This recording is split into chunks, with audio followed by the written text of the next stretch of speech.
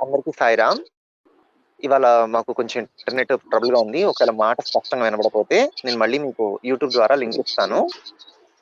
నా మాట మీకు బానే వినబడుతుందా? వినిపిస్తుంది శ్రీకాంత్. ఓకే. సో, నిన్న మీ అందరికీ నేను ఒక టాస్క్ ఇచ్చాను. ఆ టాస్క్ ఏంటంటే ఉదయం లేచింది మొదలు రాత్రి నిద్రపోయే వరకు మీ ఇంట్లో మీ అమ్మగారు మీకు ఏ విధంగా సహాయం చేస్తున్నారు? అమ్మ చేసే పనిని మనం అబ్జర్వ్ చేద్దాం అనుకున్నాం గదా! అందరూ అబ్జర్వ్ చేసారా? అమ్మ మనకేమేమి సహాయం చేస్తుంది ఇంట్లో? గమనించారా అమ్మ పనులు? గమనించారు. ఓకే. అందరూ మూగ భాషలో చెప్తున్నారా? ఓకే. ఓకే. ఫైన్. సంతోషం. మీరందరూ మ్యూట్‌లోనే ఉండండి. మనకి జీవితంలో అందరికంటే ఫస్ట్ ఫస్ట్ మనకి అటాచ్‌మెంట్ ఎవరితో? అమ్మతో. కదా! సో, మనలో మాతృత్వము అనేటువంటి ఒక అంశం ఉంటుందనమాట. అమ్మ అంటే అమ్మతనాన్ని అమ్మ అనుకోవాలి మనం. అమ్మ అంటే ఓన్లీ మదర్ ఫార్మ్‌లో ఉన్నటువంటి అమ్మే అమ్మ కాదు.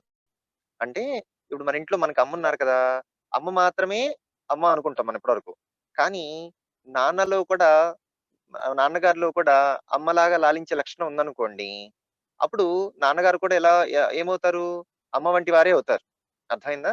మనకి అక్క గాని, చెల్లి కానీ, వదిన కానీ, ఇట్లా మనకి మన స్కూల్‌లో టీచర్ కానీ, ఇప్పుడు మన భువనేశ్వరి టీచర్ గారు గాని, ఇట్లా అందరూ వచ్చారనుకోండి. వీళ్ళందరూ కూడా మనల్ని ప్రేమగా లాలిస్తూ, వాత్సల్యం పంచుతూ, ప్రేమను పంచుతూ ఉన్నారనుకోండి. వాళ్ళందరిలో కూడా ఏముంది? ఆ యొక్క అమ్మతనమే ఉందన్నమాట. ఆ అమ్మతనాన్ని మనం అమ్మ ఈ అమ్మతనం అనేటువంటిది కేవలం మనుషుల్లోనేనా అంటే పశుపక్ష్యాదుల్లో అంటే ఒక గోవుని తీసుకున్నాం అనుకోండి. గోవు కూడా తన బిడ్డని అట్లాగే చూస్తుంది. ఈ సృష్టిలో ఉన్నటువంటి ప్రతి జీవిలోనూ ఈ మాతృత్వపు అంశం ఉంటుందన్నమాట. మొక్కల్లో ఉంటుంది, చెట్లలో ఉంటుంది, జంతువుల్లో ఉంటుంది, పశువుల్లో ఉంటుంది, మనుషుల్లో ఉంటుంది. అందరిలోనూ ఈ మాతృత్వ అంశం ఉంటుంది. కదా! సో, ఈ మాతృత్వపు అంశనే మనం అమ్మ అనుకోవాలి. అమ్మ అంటే మనం ఇప్పటివరకు ఏమనుకుంటున్నాం? మన ఇంట్లో మనం ఎవరికైతే పుట్టామో, మనకెవరైతే అన్నం పెడుతున్నారో, ఆమె మాత్రమే మనం అమ్మగా చూసాం ఇప్పటివరకు. ఇక మీదట మనం ఏం చేయాలి? మనకి ఎక్కడెక్కడైతే అమ్మతనం కనిపిస్తుందో, అదంతా కూడా అమ్మే అనేటువంటి భావాన్ని మనం పెంపొందించుకుంటూ పోవాలనమాట. అలా గనక మనము అంతటా ఉన్నటువంటి అమ్మ లక్షణాన్ని గనక చూస్తూ ఉన్నామనుకోండి, అప్పుడు మనకి ఎవరు కనబడతారు? అప్పుడు ఈ సృష్టి మొత్తానికి తల్లి ఎవరా అని మనకొక ఆలోచనొస్తుందన్నమాట. ఈ జగత్తు మొత్తానికి తల్లి ఎవరా అని ఒక ఆలోచనొస్తుంది. తల్లి అన్న, అమ్మ అన్న, మాత అన్న ఈ పదాలన్నీ కూడా అర్థం అమ్మ అని అర్థం అన్నమాట.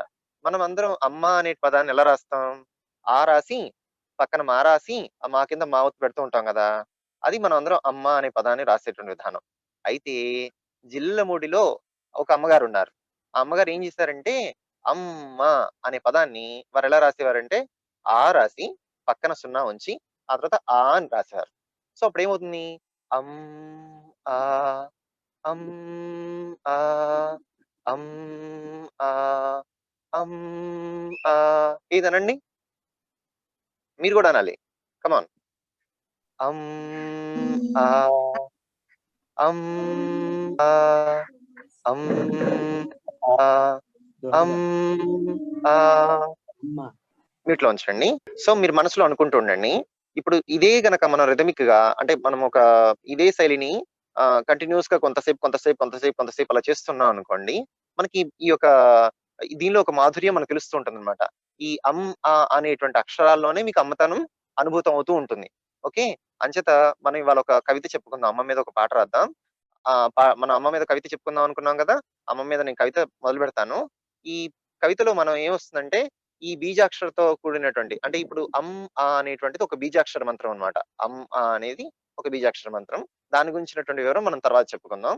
అయితే మీరిప్పుడు మామూలుగా మనం అమ్మ అనేటప్పుడు ఎలా అంటున్నాం? అమ్మ అని డైరెక్ట్‌గా మా కింద మా ఒత్తు పెట్టి అంటున్నాం గదా! అలా కాకుండా ఇప్పుడు మనం అనే దగ్గరకొచ్చేప్పటికి ఇప్పుడు ఇక మీద నుంచి మనం ఎలా అంటాం? అమ్ ఆహ్, అమ్ అలా అంటూ ఉంటాం అన్నమాట. మీరు అదొక అబ్జర్వేషన్ చేస్తూ ఉండండి. నేను మీకు స్క్రీన్ షేర్ చేస్తున్నాను. ఇక్కడ నేను పాట చదివేటప్పుడు మీరు కనబడేటువంటి దాన్ని ఆధారంగా చేసుకొని మీరు కూడా చూడండి శ్రీకాంత్ మామ ఏం చదువుతున్నాడు అని. కనిపిస్తోంది కదా మీకు? కనిపిస్తోందా? అవును మామ కనిపిస్తుంది. కనిపిస్తుంది మామ. Thank you. Thank you. Thank you. Okay. అక్కడ ఏమని రాస్తుందంటే అమ్మ పాట. ఏం పాట? అమ్మ పాట. ఎక్కడ అమ్మ పాట? అందరింటి అమ్మ పాట. అందరి ఇల్లంటే ఏంటి? మీ ఇల్లు, మా ఇల్లు, పక్కన వారి ఇల్లు, అటు పక్కన వారి ఇల్లు, ఇటు పక్కన వారి ఇల్లు, అందరి ఇల్లు. అవునా కదా? అలా కాకుండా అందరూ కలిపి ఒకటే ఇంట్లో ఉంటే, మనందరం కలిసి ఒకటే ఇంట్లో ఉన్నాం అనుకోండి ఎట్లా ఉంటుంది? మనం ఎప్పుడైనా అలా గ్యాదర్ అవుదామా? మనందరం మన పిల్లలందరం కలిసి ఒక చోట ఎప్పుడైనా గ్యాదర్ అవుదామా? ఈ కరోనా తగ్గిపోయిన తర్వాత? అప్పుడు మనందరం కలిసి ఒకటే చోట ఉన్నాం అనుకోండి. ఎలా ఉంటుంది? పండగలా ఉంటుందా? ఉండదా? ఇప్పుడు ఉంటుంది కదా! ఇప్పుడు శ్రీకాంత్ మామ ఉంటున్నటువంటి జిల్లెలమూడి అనే ఊరిలో ఒక పెద్ద ఇల్లుందనమాట. ఎంత పెద్ద ఇల్లంటే మనందరం దాంట్లో పట్టొచ్చు. మనందరం పట్టొచ్చు. మన అమ్మ, నాన్న అందరూ రావచ్చనమాట. అంత పెద్ద ఇల్లుంది. ఆ ఇల్లుని ఎవరు కట్టారు? జిల్లెలమూడి అమ్మవారు కట్టించారనమాట. సో, ఆ ఇంటికి ఆమె ఏం పేరు పెట్టారంటే, అమ్మవారు ఏం పేరు పెట్టారంటే, అందరిల్లు అని పేరు పెట్టారు. ఏం పేరు పెట్టారు? అందరి ఇల్లు. అంటే ఈ ఇల్లు ఎవరిది? ఇప్పుడు మనం ఏమంటాం? మా ఇంటికెళ్తున్నాను. మీ ఇంటికెళ్తావా? మీ ఇంటికొస్తున్నావా? మా ఇంటికొస్తావా? ఇట్లా అంటూ ఉంటాం. అంటే ఏంటి? మనందరికీ ఎవరికి ఇల్లు వారికి సెపరేట్‌గా ఉంది. కానీ జిల్లెలమూడిలో ఉన్నటువంటి ఇల్లు పేరేంటంటే అందరి ఇల్లు. అందరి ఇల్లనమాట. అందరి ఇంట్లో ఎవరెవరుంటారు? అందరూ ఉంటారు. అందరూ. ఆ ఇల్ ఆ! అందరూ ఉంటారు. అందరూ అంటే నువ్వు శ్రీకాంత్ మామ ఉంటాడు. ఆదిత్య ఉంటాడు. ఆద్య ఉంటుంది. భావనాకృతి ఉంటుంది. అందరూ ఉంటారనమాట. ఓకే. సో, ఇట్లా అందరూ ఉండేటువంటి ఇల్లు కాబట్టి అందరి ఇల్లయిపోయింది. సో, ఇప్పుడు మనం ఆ ఇంటికొచ్చామనుకోండి, ఇది నీ ఇల్లా? నా ఇల్లా? ఇది అందరి ఇల్లు. ఇది నాది కాదు, నీది కాదు అందరిది. అలా మనం అందరం కూడా ఏంటంటే, ఈ అందరూ మనందరం ఒకటే అనేటువంటి భావాన్ని మనం పెంపొందించుకోవాలన్నమాట. సో, అప్పుడు నీ ఇల్లు, నా ఇల్లు అనుకుంటే ఏమవుతుంది? ఒక సంకుచితమైన భావం ఉంటుంది. మనందరిది ఇది అందరిది అనుకున్నప్పుడు ఏముంటుంది? ఒక విశాల భావం ఉంటుంది. కదా! సో, అందరూ కలిసి ఒక చోట చేరితే ఏమవుతుంది? పండుగ వాతావరణం ఏర్పడుతుంది. మన ఇంట్లో మనం ఒక్కళ్ళమే ఉన్నాం అనుకోండి, బోరింగ్‌గా ఉంటుంది. అవునా కదా! సో, ఇప్పుడు అందరింటికి సంబంధించినటువంటి అమ్మ పాటని మనం ఇప్పుడు పాడబోతున్నాం అన్నమాట. ఓకే. దీన్ని మనం కవితగా రాసుకున్నాం. ఈ పాటని ఇలాగే పాడాలని లేదు. మీకు ఎలా పాడాలనిపిస్తే అలా పాడండి. కాకపోతే ఈ ఆహ్, అమ్ అది మాత్రం ఇలా ఇదే ఇదే రైమ్‌లో పాడటానికి ప్రయత్నం చేయండి. ఎందుకనంటే ఈ రైమ్ ఆల్రెడీ ఉన్నదన్నమాట. ఓకేనా? ఈ మంత్రాన్ని మనకిచ్చిందెవరు? జిల్లెలమూడి అమ్మవారు. ఈ అనే మంత్రాన్ని ఇచ్చింది మనకిచ్చిందెవరు? జిల్లెలమూడి అమ్మవారు. సరే. అమ్మ పాట ఇది అమ్మ పాట. అమ్మ పాట ఇది అమ్మ పాట. అమ్మ పాట ఇది అమ్మ పాట. అమ్మ పాట అందరి ఇంటి అమ్మ పాట. అమ్ ఆ అమ్ ఆ అమ్ ఆ అమ్ ఆ ఈ సృష్టికి మూలము అమ్మా. ఈ సృష్టికి ఆధారము అమ్మా. ఈ సృష్టికి మూలము అమ్మా. ఈ సృష్టికి ఆధారము అమ్మా. అమ్ ఆ అమ్ ఆ ఈ జగతికి మూలము అమ్మా. ఈ జీవితానికి ఆధారం అమ్మా. ఈ జగతికి మూలము అమ్మా. ఈ జీవితానికి ఆధారం అమ్మా. అమ్ ఆ అమ్ ఆ అమ్ ఆ అమ్ ఆ అమ్మ నుంచి వచ్చాము. అమ్మ నుంచి వచ్చాము. అమ్మ కంటే వేరు కాము. అమ్మ నుంచి వచ్చాము. అమ్మ కంటే వేరు కాము. అమ్మంటే ప్రేమమయము. అమ్మంటే మనోబలము. అమ్మ నుంచి వచ్చాము. అమ్మ కంటే వేరు కాము. అమ్మంటే ప్రేమమయము. అమ్మంటే మనోబలము. అమ్ ఆ అమ్ ఆ అమ్ ఆ అమ్ ఆ అమ్మంటే నాకు ప్రాణము. అమ్మంటే నాకు ప్రాణము. అమ్మంటే నాకు ధైర్యము. అమ్మంటే నాకు ప్రాణము. అమ్మంటే నాకు ధైర్యము. అమ్మ తోడు లేకుంటే అమ్మ తోడు లేకుంటే ఉండలేను ఒక్క క్షణము. అమ్ ఆ అమ్ ఆ అమ్ ఆ అమ్ ఆ అమ్ ఆ అమ్ ఆ అమ్మంటే ఆది గురువు, అమ్మంటే ఆది గురువు, అమ్మకెప్పుడు కాను బరువు. అమ్మంటే ఆది గురువు, అమ్మకెప్పుడు కాను బరువు. తల్లి అంటే తొలి రుజువు, తల్లి సదా కల్పతరువు. అమ్ ఆ అమ్ ఆ అమ్ ఆ అమ్ ఆ తల్లికి మించిన దైవము లేదు,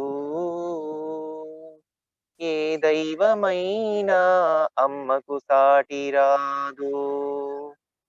తల్లికి మించిన దైవము లేదు, ఏ దైవమైనా అమ్మకు సాటి రాదు. అమ్ ఆ అమ్ ఆ అమ్ ఆ అమ్ ఆ అమ్మే అమ్మ, అమ్మే నాన్న, అమ్మే గురువు, అమ్మే దైవం. అమ్మే అమ్మ, అమ్మే నాన్న, అమ్మే గురువు, అమ్మే దైవం.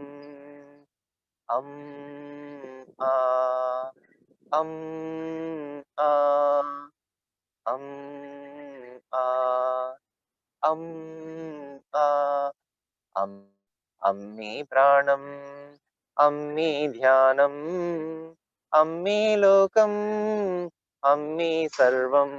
అమ్ ఆ అమ్ ఆ అమ్ ఆ అమ్ ఆ విన్నారు కదా? సో ఇట్లా మనం అమ్మ పాటని ప్రతిరోజు పాడుకోవాలి. ఈ అమ్మ పాట అందరి అమ్మ పాట. అంటే మీ ఇంట్లో మీ అమ్మగారి పాట, మా ఇంట్లో మా అమ్మగారి పాట, అందరి అందరి అమ్మైనటువంటి జిల్లెలమూడి అమ్మవారి పాట. సో ఈ సృష్టికి మూలమైనటువంటి జగన్మాత యొక్క పాట. అవునా? సో అమ్మ అంటే అందరూ అమ్మ కిందకే వస్తారనమాట. అమ్మతనం కిందకే వస్తారు. మాతృత్వం కిందకే వస్తుందన్నమాట. సో మనం గనక అమ్మని చూడాలి, మనకి మూలాన్ని మనం చూడాలి అని అనుకున్నాం అనుకోండి, అసలు అమ్మకి కంటే అన్యంగా మనకి ఏం కనిపించదు. అర్థమైందా? సో అందుకని మీరు ఈ అమ్మ పాట ఇంకా చాలా పెద్దగా ఉంది. చాలా పొడవుగా ఉంది. ఈ పాటను మనం కొంచెం కొంచెం కొంచెంగా నేర్చుకుందాము. నేను మీకు కథలు కూడా చెప్తాను, కవితలు కూడా చెప్తాను. మీరు కథలు చెప్పలేదని వరి అవ్వకండి. మనకి సమయం తక్కువ ఉంది కదా! అందుకని కథకి బదులు మనం ఇవాళ కవిత తీసుకున్నాం అన్నమాట. సో మీరందరూ కూడా ఈ పాటని ప్రాక్టీస్ చేయండి. ప్రాక్టీస్ చేయడం అంటే మీకు ఎట్లా వస్తే అట్లా ప్రాక్టీస్ చేయండి. ఇలానే పాడాలని లేదు. కానీ ఆ మటుకు రోజు అనుకుంటూ ఉంటే మనకి చాలా మంచి జరుగుతుంది. అమ్మవారు మనల్ని రక్షిస్తారు. అర్థమైందా? సో మీరందరూ కూడా ఏం చేయాలి? మన ఇంట్లో అమ్మ యొక్క అమ్మ మనకి ఎలా ప్రొటెక్ట్ చేస్తుంది? అమ్మ మనల్ని ఎలా లాలిస్తుంది? మనల్ని అమ్మ ఎలా పోషిస్తుంది? అనేటువంటి అమ్మ లక్షణాన్ని మన అమ్మలో గట్టిగా చూడాలి. అదే లక్షణాన్ని బయటున్నటువంటి జీవరాశిలో చూడాలి. ఒక ఆవు దూడకి పాలిస్తుంది కదా! అక్కడ కూడా మీకు ఆ అమ్మ లక్షణం కనబడుతుందన్నమాట. అట్లా సృష్టిలో మొత్తం అంతటా కూడా మీకు ఆ అమ్మతనం అనేటువంటిది ప్రతి చోట, ప్రతి వేళ గోచరమవుతూ ఉంటుంది. అలా మనం గురువుగారు కూడా మనకు బోధించేటప్పుడు ఆ గురువు కూడా మనకు అమ్మలాగానే బోధిస్తూ ఉంటారన్నమాట. అంటే మనకి ప్రేమగా చెప్తారు, వాత్సల్యంగా చెప్తారు. మనకి అనునయించి చెప్తారు, లాలించి, బుజ్జగించి చెప్తారు కదా! ఇవన్నీ కూడా అమ్మ లక్షణాలు. సో ఈ అమ్మతనాన్ని, అమ్మ లక్షణాన్ని, మాతృత్వ లక్షణాన్ని మనం గుర్తించి మన దృష్టి ఇది కదా అమ్మ అంటే అనేటువంటి భావాన్ని మనం పుణికిపుచ్చుకోవాలన్నమాట. అట్లానే ఈ అనేటువంటి స్మరణ కూడా మీకు వీలైనంతగా చేస్తూ ఉండండి. ఓకేనా? ఉంటాను మరి. రేపొద్దున కలుస్తాను. సాయిరామ్. మామ చెప్పండి నాన్న. జిల్లెలమూరు అమ్మవారు ఎవరు మామ? జిల్లెలమూడి అమ్మవారి గురించి నేను మళ్ళీ చెప్తాను. ఓకే. ఇప్పుడు నేను జిల్లెలమూడి అనే ఊర్లో ఉన్నాను కదా! ఈ ఊర్లో ఒక అమ్మవారు ఉన్నారన్నమాట. అమ్మవారంటే అమ్మవారు ఇక్కడే ఇక్కడ దగ్గరలో మన్నవ అనే ఒక ఊరు ఉంది. అమ్మవారు ఆ ఊర్లో ఆ ఊర్లో పుట్టి అక్కడ పుట్టారు. ఒకసారి అక్కడ ఫోటో పుట్టి చూపించు. ఆవిడ పెరిగిన తర్వాత అలాగేనండి. శ్రీకాంత్ ఒకసారి రేపొద్దున మీకు ఫోటో అమ్మవారిని కూడా పరిచయం చేస్తాను. సరేనా? అలాగేనండి. రేపొద్దున చూపిస్తాను మీకు. ఓకే. అమ్మ గురించి మనం రేపొద్దున తెలుసుకుందాం. సరేనా? సాయిరామ్. జై హో మాత. సాయిరామ్ నాన్న. శ్రీకాంత్ సాయిరామ్ సాయి. అమ్మ గురించి పాట చాలా బాగుంది. సాయిరామ్ మామ. సాయిరామ్ నాన్నలు అందరికీ సాయిరామ్. ఇప్పుడు మనము